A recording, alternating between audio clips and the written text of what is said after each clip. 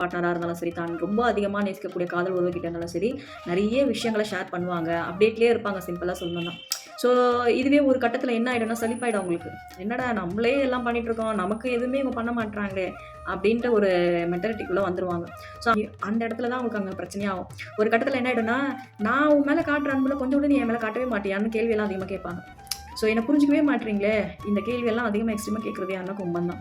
So கும்பத்த வந்து புரிஞ்சுக்கிறதும் கஷ்டம். கும்பம் அடுத்தவங்கள புரிஞ்சுக்கிறதும் கஷ்டம். ஒரு கும்ப ராசிக்காரங்க ரொம்ப வந்து லைஃப் பார்ட்னருக்கு இருந்தாலும் சரி, வாழ்க்கை துணையா இருந்தாலும் சரி, தான் உயிருக்கு உயிரா நேசிக்கக்கூடிய ஒரு கேரக்டர் கிட்ட கரெக்ட்டா அவங்களோட விஷயங்கள் எல்லாம் வந்து ஃபில்டர் பண்ணி அனலைஸ் பண்ணிக்கிட்டே இருப்பாங்க. அதாவது கரெக்ட்டா அவங்கள அப்சர்வ் பண்ணி வச்சுப்பாங்க. ஆனா, இவங்கள புரிஞ்சுக்கிறது கஷ்டமா இருக்கும்.